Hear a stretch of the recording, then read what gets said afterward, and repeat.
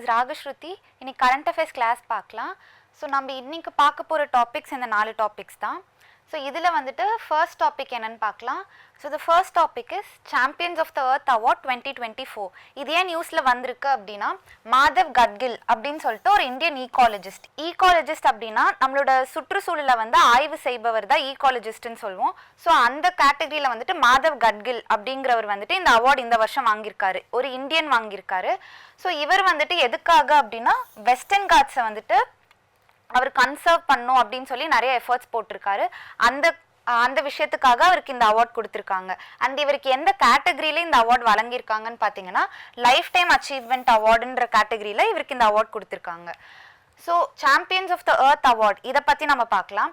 இது எப்போ எஸ்டாப்ளிஷ் பண்ணாங்க அப்படின்னா 2005 இந்த அவார்ட் கொடுத்துட்டு இருக்காங்க. So it is awarded by human பார்த்தீங்கன்னா, United Nations environment programme UNEP அப்படின்னு சொல்லுவோம்ல, அவங்க தான் வந்துட்டு வருஷம் இந்த அவார்ட் கொடுத்துட்டு இருக்காங்க. ஸோ இந்த UNEP கொடுக்குற highest award, environment related highest award எது அப்படின்னா இந்த champions of the earth award. இப்போ எப்படி மூவிஸ்க்கு ஆஸ்கர்னு இருக்கு, மியூசிக்கு கிராமிஸ்னு இருக்கு. ஸோ அந்த மாதிரி என்வைரன்மெண்ட்டுக்கு கிடைக்கிற பெரிய ஹானர் அப்படின்னு பார்த்தீங்கன்னா இந்த champions of the earth award தான். இது கொடுக்கறது தான் இந்த UNEPன்ற இந்த ஆர்கனைசேஷன். அண்ட் இதோட எய்ம் என்னன்னு பார்த்தீங்கன்னா, ஏதோ ஒரு இண்டிவிஜுவல் ஒரு குரூப் ஒரு ஆர்கனைசேஷன் வந்துட்டு என்வைரன்மெண்ட் கன்சர்வேஷனுக்கு அண்ட் ப்ரொடெக்ஷனுக்கு வந்துட்டு அதிகமாக கான்ட்ரிபியூட் பண்ணியிருக்காங்க அப்படின்னா அவங்களுக்கு இந்த அவார்ட் கொடுப்பாங்க. அண்ட் நம்ம ஆல்ரெடி சொன்ன மாதிரி இது யுனைடெட் நேஷன்ஸோட ஹையஸ்ட் என்வைரன்மெண்டல் ஆனர். ஓகே, இது வந்துட்டு என்வைரன்மெண்ட் ப்ரொடெக்ஷனுக்கு ஒருத்தர் கிடைக்கிற பெரிய அவார்டு அப்படின்னா அது இந்த champions of the earth award தான். அண்ட் இந்த அவார்டு வந்துட்டு இன்னொரு இந்தியனும் வாங்கியிருக்காரு. யாருன்னா நம்மளோட Indian prime minister Narendra Modi இருக்காங்கல்ல, அவங்க வந்துட்டு 2018 இந்த அவார்டு வாங்கியிருக்காரு for the category of policy leadership. So இந்த பாலிசி லீடர்ஷிப்ன்ற கேட்டகரி கீழே இவருக்கு இந்த அவார்ட் கொடுத்தாங்க. ஸோ இந்தியா வந்துட்டு நிறைய பாலிசிஸ் என்வைரன்மெண்ட் ப்ரொடெக்ஷனுக்கும் கன்சர்வேஷனுக்கும் நிறைய பாலிசிஸ் நம்ம எடுத்துகிட்டு வந்துட்டு இருக்கோம். ஸோ அதுக்காக நம்மளோட பிரைம் மினிஸ்டருக்கு 2018 இந்த அவார்ட் கிடைச்சிது.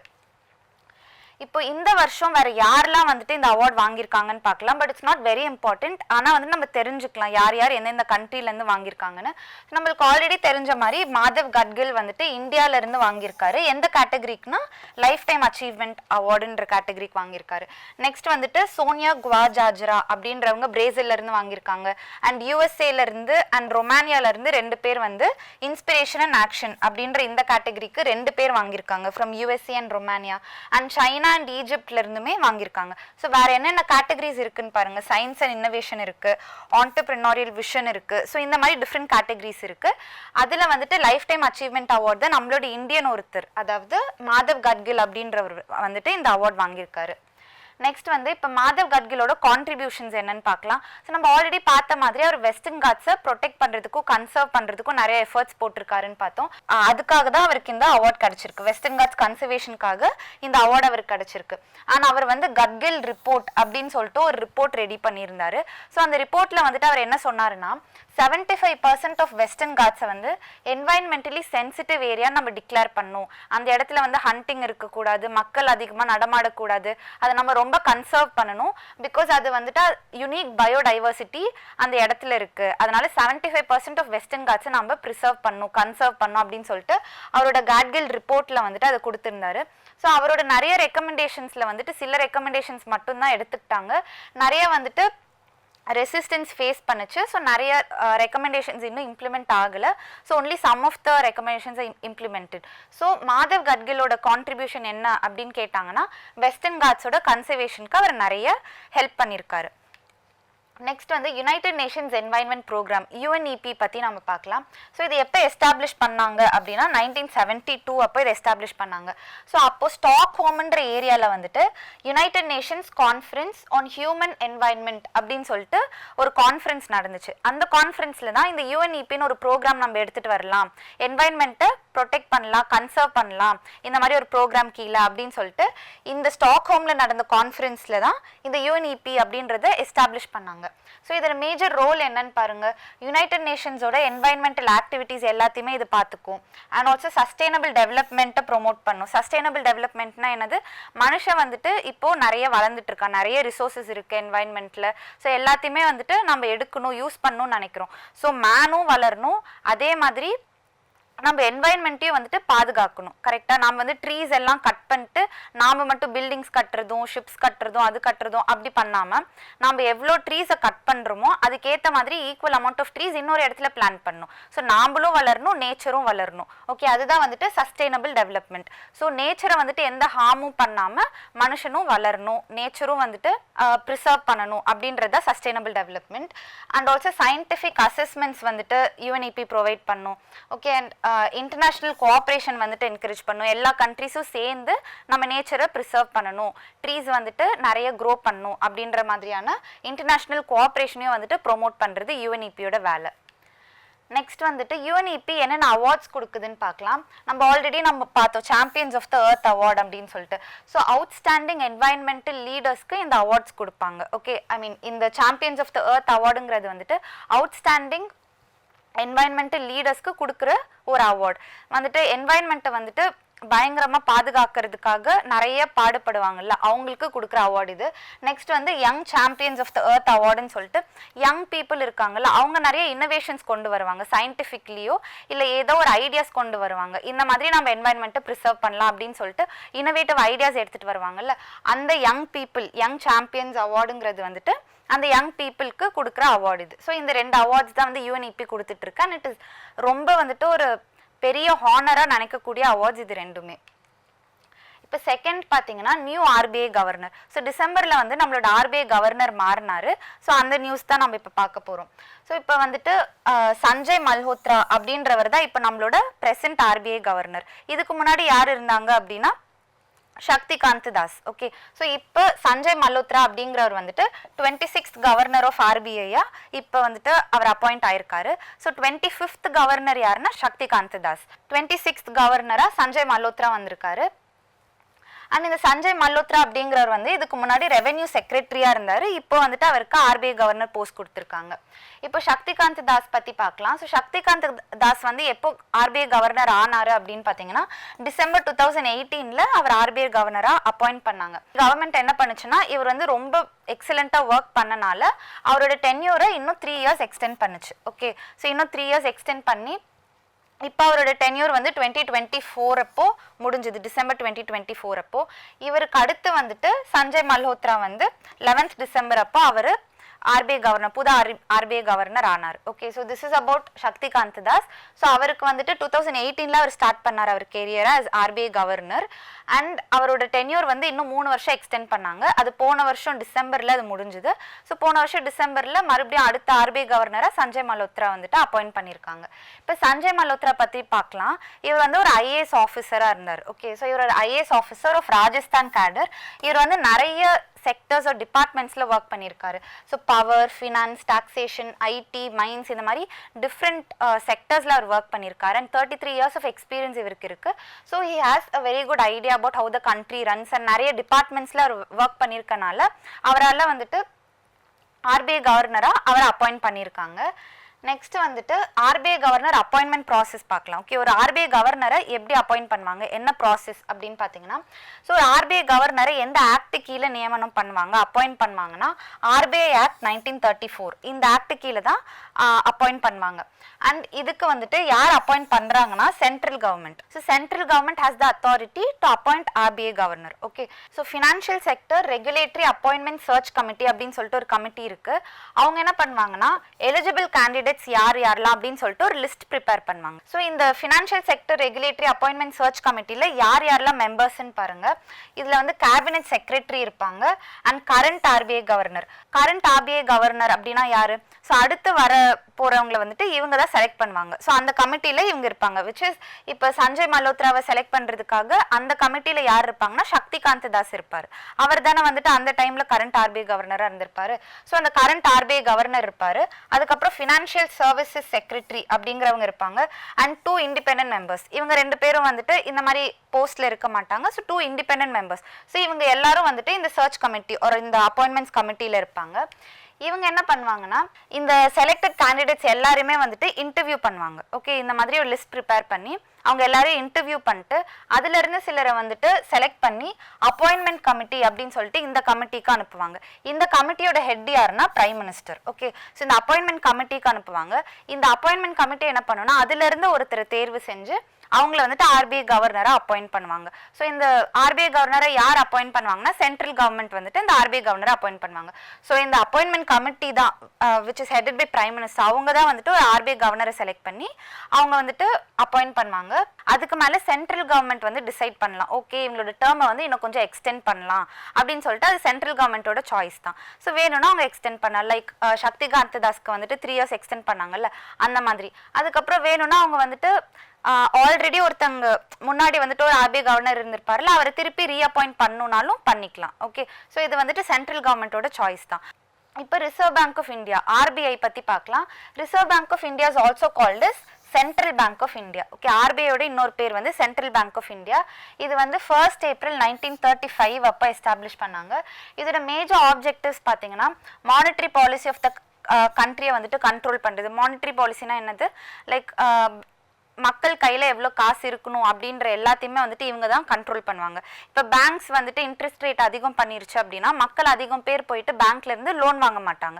அப்படி லோன் வாங்கலைன்னா என்னாகும், மக்கள் கையில் காசு கம்மியாகும். கரெக்டாக? ஸோ இந்த மாதிரி வந்துட்டு மானிட்டரி பாலிசியை கண்ட்ரோல் பண்ணுறது எல்லாமே ஆர்பிஐயோட வேலை. ஸோ இன்ஃப்ளேஷன்னா என்னென்னா விலைவாசி அதிகமாகிறது. ஓகே, ஸோ நீங்கள் வந்துட்டு ஒரு ஆப்பிள் 1 kg ஆஃப் ஆப்பிள் வந்துட்டு 100 rupeesக்கு வாங்கினீங்கன்னா இன்ஃப்ளேஷன் ஆயிடுச்சு அப்படின்னா 200 rupees ஆகிடும். ஓகே, ஸோ அந்த விலை வந்துட்டு அதிகமாகிறது, ப்ரைஸ் ஆஃப் த ப்ராடக்ட் வந்து அதிகமாகிறது தான் இன்ஃப்ளேஷன் சொல்லுவோம். ஸோ அந்த மாதிரி அதிகமாகாமல் பார்த்துக்கிறதும் ஆர்பிஐயோட மேஜர் ஆப்ஜெக்டிவ். இன்னொன்று வந்து ஃபினான்ஷியல் ஸ்டெபிலிட்டி, கண்ட்ரியோட ஃபினான்ஷியல் ஸ்டெபிலிட்டியை கண்ட்ரோல் பண்ணுறதும் மெயின்டைன் பண்ணுறதும் ஆர்பிஐயோட மேஜர் ஆப்ஜெக்டிவாக இருக்குது. ஸோ இதோட மேஜர் ஃபங்க்ஷன்ஸ் பார்த்தீங்கன்னா எல்லா இந்தியன் பேங்க்ஸையும் மானிட்டர் பண்ணும். ஓகே, ஸோ இதுதான் வந்துட்டு சென்ட்ரல் பேங்க் ஆஃப் இந்தியாங்கிறனால மற்ற எல்லா பேங்க்ஸுமே வந்துட்டு comes under the control of RBI. So RBI தான் வந்துட்டு மற்ற எல்லா பேங்க்ஸுமே மானிட்டர் பண்ணுற அத்தாரிட்டி இருக்கு. நெக்ஸ்ட் வந்து இந்தியன் கரன்சியும் வந்துட்டு மேனேஜ் பண்ணும். ஸோ நம்மளோட கரன்சி நோட்ஸ் பிரிண்ட் பண்ணுறது எல்லாமே RBI தான்.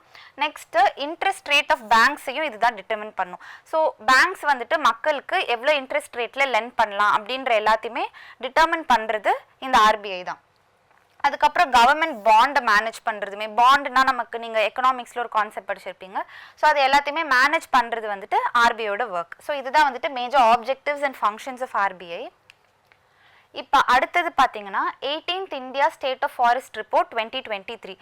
ஸோ இந்த ரிப்போர்ட் எதுக்காக பப்ளிஷ் பண்ணுறாங்க அப்படின்னா இந்தியாவில் வந்துட்டு ஃபாரஸ்ட் கவர் எவ்வளோ அதிகமாக இருக்குது எவ்வளோ கம்மியாக இருக்குது, ட்ரீ கவர் எவ்வளோ அதிகமாக இருக்குது கம்மியாக இருக்குது அப்படின்ற ரிப்போர்ட் தான் இது. ஸோ ஃபாரஸ்ட் கவர்னா என்ன, ட்ரீ கவர்னா என்ன அப்படிங்கிறதெல்லாம் நம்ம பார்க்கலாம். இப்போ வந்து இது யார் வந்து ரிலீஸ் பண்ணுறாங்க அப்படின்னா ministry for environment, forest and climate change. Okay, so இந்த மினிஸ்ட்ரி தான் வந்துட்டு இந்த ரிப்போர்ட் ரிலீஸ் பண்ணுது. ஆனால் இந்த ரிப்போர்ட்டை வந்து யார் ப்ரிப்பேர் பண்ணுறாங்க அப்படின்னா forest survey of India FSI, இவங்க தான் வந்துட்டு இந்த ரிப்போர்ட் ப்ரிப்பேர் பண்ணுறது. ஆனால் வந்து ரிலீஸ் பண்ணுறது யாருன்னா ministry of environment, forest and climate change. இப்போ இவங்க வந்துட்டு 1987 இந்த ரிப்போர்ட் ரிலீஸ் பண்ணிட்டு இருக்காங்க. 2 வருஷத்துக்கு ஒரு தடவை இந்த ரிப்போர்ட் ரிலீஸ் ஆகும். தட் இஸ் பையனியல் பேசிஸில் ரிலீஸ் ஆகும். பையனியல்னா என்னது, 2 வருஷத்துக்கு ஒரு தடவை. Okay, it is released by ministry of environment, forest and climate change. இப்போ இந்த ரிப்போர்ட்டில் வந்துட்டு என்னென்ன கீ ஃபைண்டிங்ஸ்ன்னு பார்க்கலாம். இதில் எல்லாமே இம்பார்ட்டன்ட் இல்லை, அண்ட் இந்த ஏரியா இதெல்லாம் உங்களுக்கு வந்துட்டு தெரியணும்னு அவசியம் இல்லை. லைக் நீங்கள் மெமரைஸ்லாம் பண்ண தேவையில்ல, ஜஸ்ட் அந்த ஃபிகர்ஸ் மட்டும் நீங்கள் தெரிஞ்சுக்கிட்டா போதும். ஓகே, இந்த நம்பரான்னு சொல்லிட்டு இந்த பர்சன்டேஜ் மட்டும் நீங்கள் கொஞ்சம் மைண்டில் வச்சுக்கோங்க. இந்த 3 மட்டும் தான் நமக்கு தேவை. ஓகே, ஸோ இந்த நம்பர்ஸ் உங்களுக்கு தேவையில்லை. ஃபர்ஸ்ட் வந்து ஃபாரஸ்ட் கவர். ஃபாரஸ்ட் கவர்னால் என்னது, ஃபாரஸ்ட்னா தெரியும், காடு. ஓகே, ஸோ நம்மளோட டோட்டல் ஜியாகிரபிக்கல் ஏரியா 100%ன்னு வச்சுக்கலாம். இந்தியாவோட டோட்டல் ஜியாகிரபிக்கல் ஏரியா என்னது 100%. இந்த 100%ல ஃபாரஸ்ட் எவ்வளோ இருக்குது அப்படின்னு பார்த்தீங்கன்னா 21.76%. ஓகே, 21.76 வந்து நம்ம 22%ன்னு வச்சுக்கலாம். ஓகே, இது வந்து ஃபாரஸ்ட் ஏரியா. ட்ரீ ஏரியா எவ்வளோ இருக்குன்னு பார்த்தீங்கன்னா 3.4%, விச் இஸ் ஒரு 4%ன்னு வச்சுக்கலாம். Okay so tree area and forest cover அப்படின்னா என்னது? ட்ரீ ஏரியானா நம்ம வீட்டு முன்னாடி ட்ரீஸ் வளர்ப்போம், அண்ட் ரோடு சைடில் ட்ரீஸ் இருக்கும், ஆஃபீஸ் முன்னாடி ட்ரீஸ் இருக்கும், ஸ்கூல் முன்னாடி ட்ரீஸ் இருக்கும், அதெல்லாம் ட்ரீ கவர்னு சொல்லுவோம். ஃபாரஸ்ட் கவர்னா என்னது? ஃபாரஸ்ட் காடு, அதுதான் ஃபாரஸ்ட் கவர்னு சொல்லுவோம். கரெக்டா? ஸோ ஃபாரஸ்ட் கவர் வந்து இந்தியாவில் 22% இருக்கு, ட்ரீ கவர் வந்துட்டு 4% இருக்கு. இது மொத்தமாக சேர்த்தா எவ்வளோ வருது? 25.17%, which is around 25% வச்சுக்கலாம். ஸோ இந்தியாவில் அந்த 100% ஏரியாவில், ஜாகிரபிக்கல் ஏரியாவில் ஒன்லி 25% ட்ரீ அண்ட் ஃபாரஸ்ட் இருக்குது அப்படின்றது தான் இந்த ரிப்போர்ட் நமக்கு சொல்கிறது. ஓகே, ஸோ அவ்வளோ ஏரியாவில் 25% தான் மரம் இருக்குன்னா இது எல்லாமே என்னது? ஒன்று டீக்ரேடட் லேண்டாக இருக்குது, இல்லைனா வீடு கட்டிடுறோம், ஃபேக்ட்ரிஸ் கட்டிடுறோம், ஏதாவது பில்டிங்ஸ் கட்டிடுறோம். கரெக்டாக? ஸோ 25% ஆஃப் த ஏரியா வந்துட்டு அது மட்டும் தான் நமக்கு ட்ரீஸ் அண்ட் ஃபாரஸ்ட்டாக இருக்குது. ஓகே, விச் இஸ் அ ரொம்ப கம்மி அமௌண்ட். இன்னும் நம்ம அதிகப்படுத்தணும் அப்படிங்கிறது தான் இந்த ரிப்போர்ட் சொல்ல வருது. இப்போ வந்து increase in forest and tree cover எந்தெந்த ஸ்டேட்ஸில் வந்துட்டு இந்த வருஷம் ஆர் இந்த past 2 years forest cover and tree cover அதிகமாக இருக்குது அப்படின்னு பார்க்கலாம். So forest and tree cover, அதாவது ஃபாரஸ்ட்டும் அவங்க அதிகப்படுத்தியிருக்காங்க. ட்ரீ கவர்னால் என்ன சொன்னோம்? வீட்டு முன்னாடி ட்ரீஸ் வளர்க்குறது அண்ட் மற்ற ஏரியாஸில் ட்ரீ வளர்க்குறது, ரோட் சைட்லேயோ இல்லை பார்க்ஸ்லேயோ அந்த மாதிரி. ஸோ அந்த மாதிரி ட்ரீ கவர் அதிகமாக இருக்கிறது எந்த ஸ்டேட்ஸ்லன்னு பார்க்கலாம். ஃபர்ஸ்ட் வந்து சத்தீஸ்கர். ஓகே, ஃபர்ஸ்ட் ஸ்டேட் வந்து சத்தீஸ்கர். சத்தீஸ்கர் வந்துட்டு இந்த forest and tree cover areas அதிகப்படுத்தியிருக்கு. நெக்ஸ்ட் வந்து உத்தரப்பிரதேஷ், அதுக்கப்புறம் ஒடிசா அண்ட் ராஜஸ்தான். இந்த 4 ஸ்டேட்ஸில் வந்துட்டு அதிகம் ஆயிருக்கு அப்படின்றாங்க. நெக்ஸ்ட் வந்து maximum increase in forest cover. ஃபாரஸ்ட்டை மட்டும் எந்த ஸ்டேட்ஸ் வந்து அதிகப்படுத்தியிருக்கு அப்படின்னா மிசோரம். ஃபர்ஸ்ட் ஸ்டேட் வந்து மிசோரம். மிசோரமில் தான் அதிகமாக ஃபாரஸ்ட் கவர் இந்த வருஷம் அதிகமாக இருக்குன்றாங்க.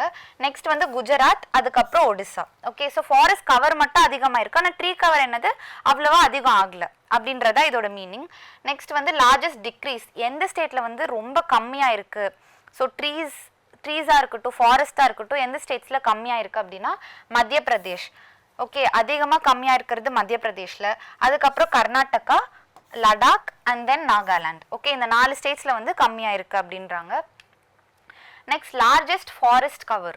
ஓகே, எந்த ஸ்டேட்டில் வந்து அதிகமாக ஃபாரஸ்ட் இருக்குது அப்படின்னு கேட்டாங்கன்னா ஃபர்ஸ்ட் வந்துட்டு மத்திய Pradesh. So which state has the highest forest cover? எந்த ஸ்டேட்டில் ஃபாரஸ்ட் ஏரியா ரொம்ப அதிகமாக இருக்குன்னா மத்திய பிரதேஷ் தான் ஃபர்ஸ்ட் ஸ்டேட், அதுக்கப்புறம் அருணாச்சல் பிரதேஷ், அதுக்கப்புறம் சத்தீஸ்கர். ஓகே, இந்த 3 ஸ்டேட்ஸில் தான் வந்துட்டு ஃபாரஸ்ட் கவர், ஃபாரஸ்ட் ஏரியா ரொம்ப அதிகமாக இருக்க ஸ்டேட்ஸ் இது 3. நெக்ஸ்ட் வந்து மேன்க்ரோவ் கவர். மேன்க்ரோவ்னா என்னது? இந்த பிக்சரில் பார்த்தீங்கன்னா இந்த ட்ரீஸ்லாம் பார்த்தீங்கன்னா தண்ணியிலே வளர்ந்துருக்கும். கரெக்டாக? ஸோ தண்ணி இருக்கும், அந்த இடத்துல இந்த ட்ரீஸ்லாம் வளர்ந்துருக்கும். இங்கே சிதம்பரம் கிட்ட வந்து பிச்சாவரம் மேன்க்ரோவ் ஃபாரஸ்ட்னு இருக்கும், பாண்டிச்சேரியிலையும் மேன்க்ரோவ் ஃபாரஸ்ட் இருக்கும். இதெல்லாம் வந்துட்டு சி அண்ட் ரிவர் வந்து மீட் ஆகிற ஏரியாஸில் இந்த ட்ரீஸ்லாம் வளரும். ஓகே, இன்டர்டைடல் ஜோன்ஸ்ன்னு சொல்லுவாங்க. ஸோ அது என்னென்னா ஓஷனும் ரிவரும் மீட் ஆகிற ஏரியா, அந்த ஏரியாஸில் இந்த மாதிரி ட்ரீஸ்லாம் வளரும். இதுதான் மேன்க்ரோவ் கவர், மேன்க்ரோவ் ஃபாரஸ்ட்னு சொல்லுவாங்க. இந்த மேன்க்ரோவ் ஃபாரஸ்ட் வந்துட்டு எந்த ஏரியாவில் கம்மியாக இருக்குன்னு பாருங்கள்.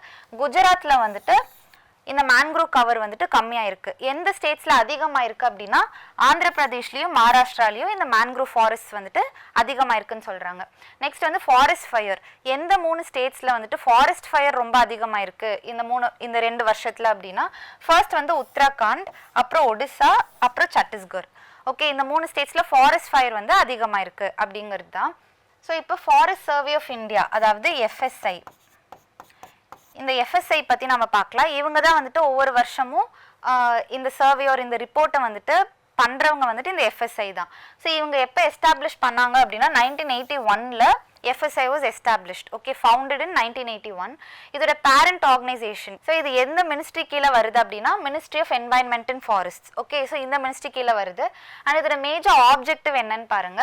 So forest resources வந்துட்டு assess பண்ணி monitor பண்றது. So treesலாம் வந்துட்டு கரெக்டா இருக்கா, ஏதாவது deforestation நடக்குதா, அப்படி நடந்தா எவ்வளோ deforestation நடந்திருக்கு, எவ்வளோ trees கட்டா இருக்கு, அதுக்கேற்ற மாதிரி trees plant பண்ணியிருக்காங்களா, இந்த மாதிரியான assessment and monitoring இது எல்லாமே வந்துட்டு இந்த FSI பார்க்கும் related to forest resources.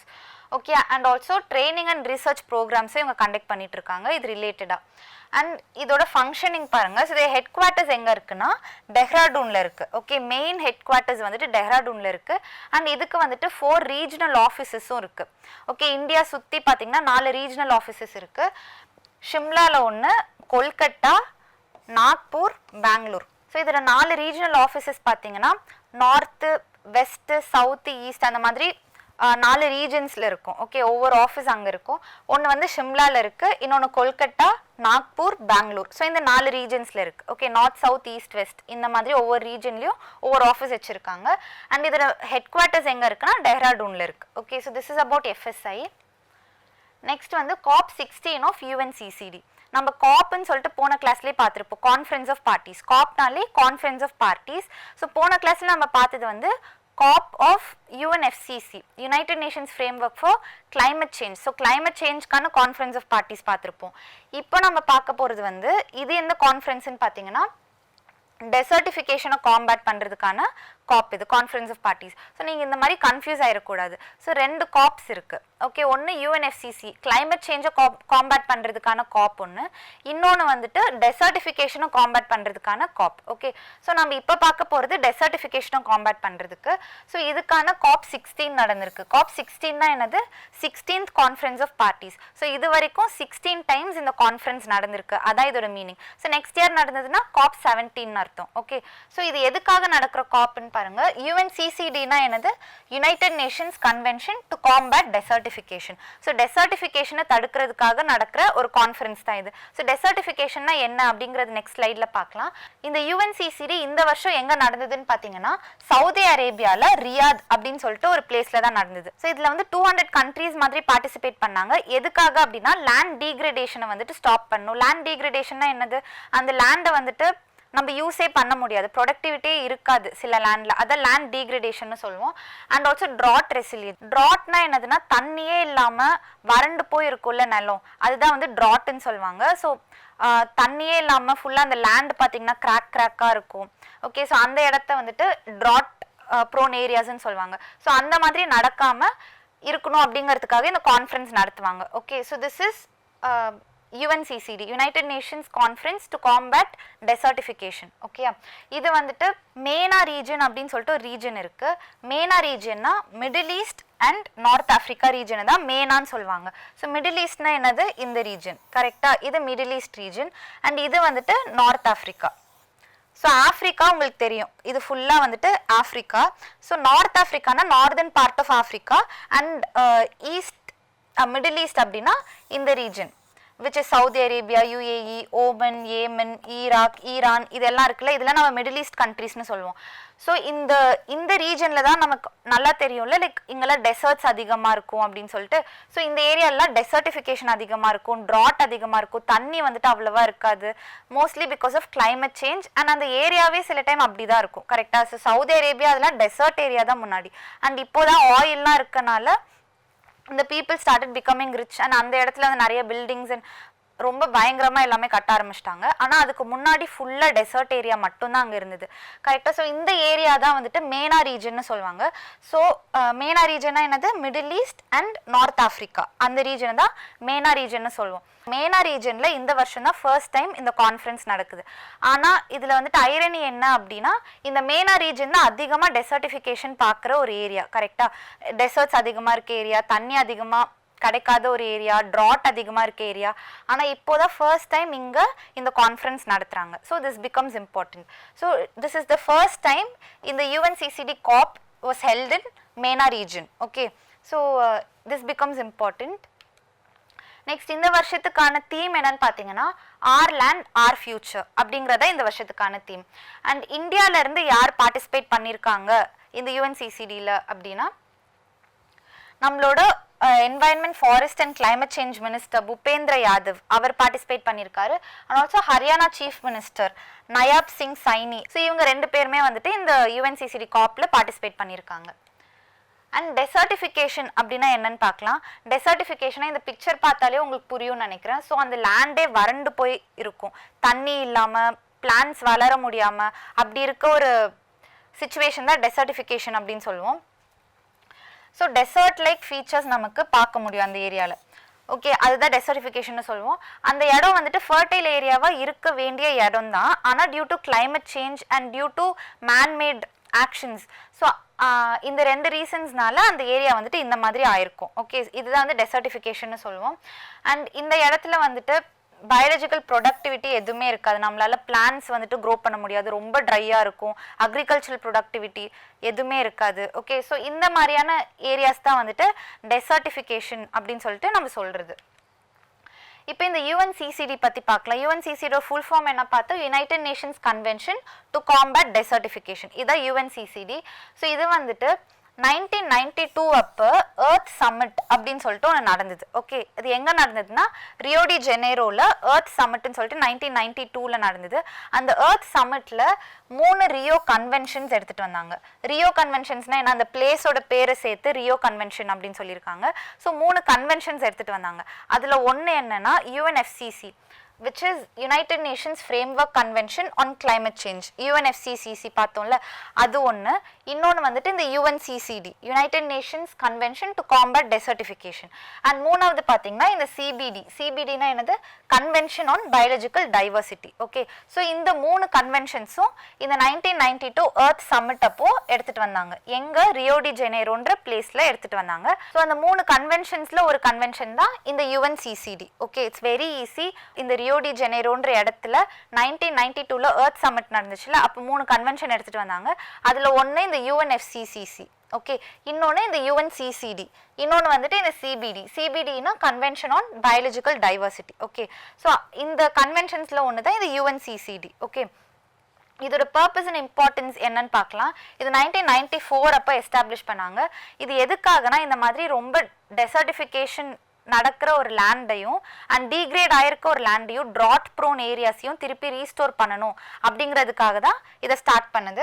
And இதோட ஆப்ஜெக்டிவ் என்ன அப்படின்னா லேண்ட் டீக்ரேடேஷனை வந்துட்டு மிட்டிகேட் பண்ணணும். ஸோ இந்த மாதிரி வறட்சியாக இருக்க லேண்ட் எதுவுமே யூஸே பண்ண முடியாதுல, அந்த மாதிரி லேண்டெல்லாம் திருப்பி ரீஸ்டோர் பண்ணணும் அண்ட் இந்த மாதிரி லேண்ட் டீக்ரேடேஷனை மிட்டிகேட் பண்ணணும் அப்படிங்கிறது தான் இதோட மேஜர் ஆப்ஜெக்டிவ். ஓகே, ஸோ இது வந்துட்டு லீகலி பைண்டிங் ஃப்ரேம்வொர்க் அப்படின்னா என்னது, இப்போ இதை வந்து கண்ட்ரிஸ் ஃபாலோ பண்ணல அப்படின்னா இதுக்கு எகெயின்ஸ்டாக, அந்த கண்ட்ரிக்கு எகெயின்ஸ்டாக நம்ம லீகல் ஆக்ஷன் எடுக்க முடியும். ஆனால் உலகத்துலேயே வந்துட்டு only one legally binding agreement இதை ஸ்டாப் பண்ணுறதுக்கு என்ன அக்ரிமெண்ட் அப்படின்னா அது வந்துட்டு இந்த UNCCD தான். ஓகே, ஸோ இந்த UNCCDயில் சைன் பண்ணிட்டு அந்த கண்ட்ரிஸ் வந்துட்டு இந்த டெசர்டிஃபிகேஷன் அதெல்லாம் காம்பேட் பண்ண எந்த எஃபர்ட்ஸும் எடுக்கல அப்படின்னா அந்த கண்ட்ரிக்கு எகெயின்ஸ்டாக நம்ம லீகல் ஆக்ஷன் எடுக்க முடியும். Okay, that is why it's called as legally binding framework. Okay, next வந்துட்டு மெம்பர்ஷிப்.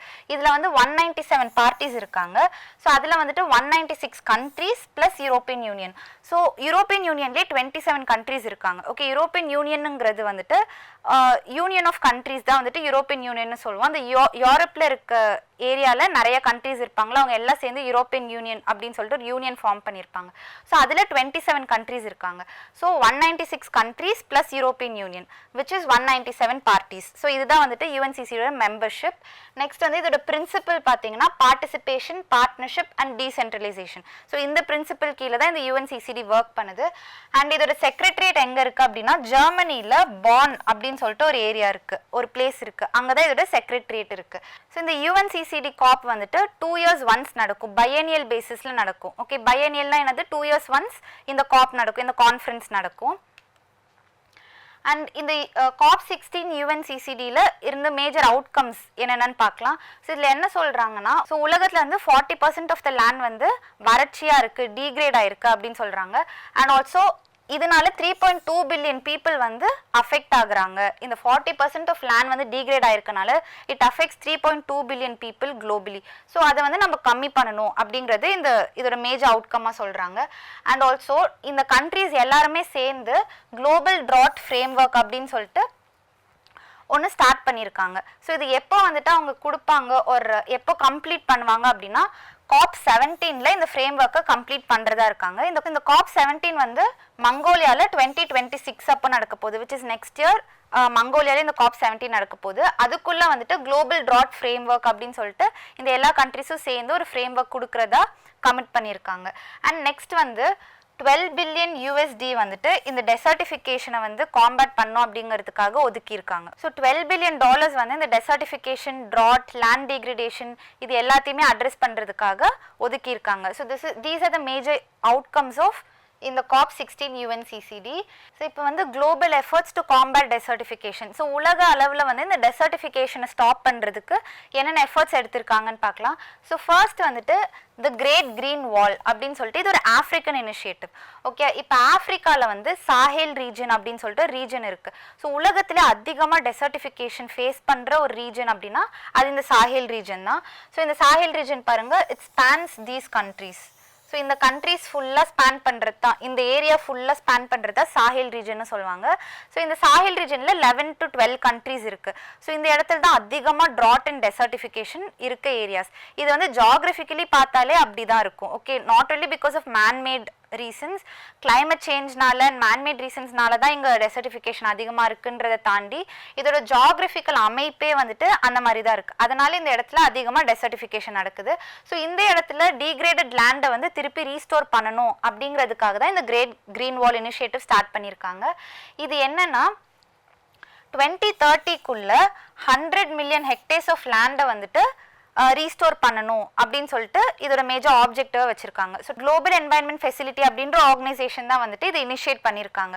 ஸோ இது மேஜராக என்ன நம்ம பார்த்தோம், இந்த 11 கண்ட்ரீஸ்னால் என்ன, இந்த சாஹேல் ரீஜனில் இருக்க 11 கண்ட்ரீஸில் இருக்க டீக்ரேடட் லேண்டை வந்து ரீஸ்டோர் பண்ணோம் அப்படிங்கிறது தான் இதோட மேஜர் ஆப்ஜெக்டிவ். ஸோ அந்த 11 கண்ட்ரீஸ் என்னன்னு பாருங்க, Djibouti, Ethiopia, Eritrea, Sudan, Chad, Niger, Nigeria, Burkina Faso, Mali, Mauritania, Senegal. So இங்கே தான் வந்துட்டு அதிகமாக உலகத்திலே டெசர்டிஃபிகேஷன் இருக்க ஏரியாஸ். ஸோ இதை ரீஸ்டோர் பண்ணோம் அப்படிங்கிறதுக்கு தான் இந்த கிரேட் கிரீன் வால் இனிஷியேட்டிவ். நெக்ஸ்ட் வந்து த பாண்ட் சேலஞ்ச் அப்படின்னு சொல்லிட்டு ஜெர்மனியும் IUCN-ம் வந்துட்டு 2011 லான்ச் பண்ணாங்க. IUCN-னா International Union for Conservation of Nature. Okay, இந்த ஆர்கனைசேஷனும் ஜெர்மனி கவர்மெண்ட்டும் சேர்ந்து இந்த பாண்ட் சேலஞ்சுன்னு சொல்லிட்டு லான்ச் பண்ணாங்க. ஸோ இது வந்துட்டு ஒரு குளோபல் இனிஷியேட்டிவ். ஸோ இதோட மேஜர் எய்ம் என்னன்னு பார்த்தீங்கன்னா 2020க்குள்ள 150 மில்லியன் ஹெக்டேர்ஸ் ஆஃப் லேண்டை வந்து ரீஸ்டோர் பண்ணணும். அண்ட் 2030க்குள்ள 350 மில்லியன் ஹெக்டேர்ஸ் ஆஃப் லேண்டை ரீஸ்டோர் பண்ணணும். டீஃபாரஸ்டட் லேண்ட் இருக்கும், டீக்ரேடட் லேண்ட் இருக்கும். டீஃபாரஸ்டட்னா என்னது, நிறைய ஏரியாஸில் வந்து மரம் கட் பண்ணி போட்டிருப்பாங்க. டீக்ரேடட் லேண்ட்னா தண்ணியே இல்லாமல் வறட்சியாக இருக்க லேண்ட். ஸோ இது எல்லாத்தையும் ரீஸ்டோர் பண்ணணும் அப்படிங்கிறது தான் இதோட மேஜர் எய்ம். ஸோ 2030க்குள்ள அவங்க 350 மில்லியன் ஹெக்டேர்ஸ் ஆஃப் லேண்டை ரீஸ்டோர் பண்ணணும் அப்படின்ற எய்மில் இருக்காங்க. அண்ட் இது என்னன்னா, இப்படி பண்ணுறனால என்ன நடக்கும், பயோடைவர்சிட்டி அதிகமாகும். ஸோ பிளான்ஸ் அதிகமாக வளரும் அண்ட் அனிமல்ஸ்க்கு வந்துட்டு ப்ராப்பர் ஹோம் கிடைக்கும், ஷெல்டர் கிடைக்கும். அண்ட் கிளைமேட் சேஞ்ச் வந்துட்டு காம்பேட் ஆகும். கரெக்டாக, ஸோ நிறைய ட்ரீஸ் வளர்க்குறனால என்ன நடக்கும், கிளைமேட் சேஞ்ச் வந்து கம்மியாகும். அண்ட் சஸ்டைனபிள் டெவலப்மெண்ட்னா என்னது, நம்ம ஆல்ரெடி பார்த்தோம், ஹியூமன்ஸும் வளருவாங்க, அட் த சேம் டைம் நம்ம நேச்சரை டிஸ்ட்ராய் பண்ணாமல் வளரக்கூடிய growth தான் வந்து சஸ்டைனபிள் டெவலப்மெண்ட்னு சொல்லுவோம். ஸோ அதை சப்போர்ட் பண்ணுற விதமாக வந்துட்டு இந்த பாண்ட் சேலஞ்ச் அப்படின்னு சொல்லிட்டு ஸ்டார்ட் பண்ணியிருக்காங்க. இது யார் ஸ்டார்ட் பண்ணான்னு பார்த்தோம், ஜெர்மனி கவர்மெண்ட்டும் IUCN-ம் சேர்ந்து ஸ்டார்ட் பண்ணியிருக்காங்க. Okay, so this is about today's class. இன்னைக்கு நம்ம என்னென்ன டாபிக்ஸ் பார்த்தோன்னு பார்க்கலாம். ஸோ இன்னைக்கு நம்ம இந்த 4 டாபிக்ஸ் பார்த்தோம். ஒன்று Champions of the earth award 2024. So இந்த அவார்ட் யார் கொடுக்குறாங்கன்னு பார்த்தோம். And United Nations environment Programme பற்றி பார்த்தோம். யார் வாங்கியிருக்காங்க இந்தியாவில் இருந்துன்னு பார்த்தோம். மாதவ் கட்கில் அப்படின்றவர் வந்துட்டு வெஸ்டர்ன் காட்ஸ் கன்சர்வேஷனுக்காக நிறைய வந்து கான்ட்ரிபியூட் பண்ணியிருக்காரு. அதனால அவருக்கு இந்த அவார்ட் கிடச்சிருக்கு. அண்ட் நியூ RBI கவர்னர் யாருன்னு சொல்லிட்டு பார்த்தோம், சஞ்சய் மல்ஹோத்ரா. அவர் வந்துட்டு சக்திகாந்த் தாஸ்க்கு அப்புறம் அவர் அடுத்த கவர்னராக வந்திருக்காரு. ஸோ அவர் பற்றி பார்த்தோம், அவர் கான்ட்ரிபியூஷன்ஸ் என்னன்னு பார்த்தோம். And RBI as a whole, RBIனா என்ன, அதோட ஃபங்க்ஷன்ஸ் என்ன, ஆப்ஜெக்டிவ்ஸ் என்ன அப்படின்னு பார்த்தோம். அண்ட் இந்த RBI கவர்னர் வந்து எப்படி அப்பாயிண்ட் பண்ணுறாங்க அப்படின்ற ப்ராசஸும் பார்த்தோம். Next 18th India state of forest report 2023. So இந்தியாவில் ஃபாரஸ்ட் கவர் எவ்வளோ இருக்குது, ட்ரீ கவர் எவ்வளோ இருக்குது, அண்ட் எந்த ஸ்டேட்டில் வந்து அதிகமாக ஃபாரஸ்ட் கவர் அதிகம் ஆயிருக்கு, அண்ட் எந்த ஸ்டேட்டில் வந்து ஃபாரஸ்ட்ஸ் அதிகமாக இருக்குது, அண்ட் ஃபாரஸ்ட் ஃபயர் வந்து எந்த ஸ்டேட்டில் வந்துட்டு இந்த 2 வருஷத்தில் அதிகம் இருக்குது. ஸோ இப்படி எல்லாமே வந்துட்டு இந்த ரிப்போர்ட் கீழே நம்ம பார்த்தோம். Next COP16 of UNCCD. So UNCCDனா என்னன்னு பார்த்தோம் கரெக்டாக. ஸோ டெசர்டிஃபிகேஷனை காம்பேட் பண்ணுறதுக்கு என்னென்ன ஸ்டெப்ஸ் குளோபல் லெவலில் எடுத்துகிட்டு இருக்காங்க அப்படிங்கிறதையும் நம்ம பார்த்தோம். This is about today. Let's meet in the next class. Thank you.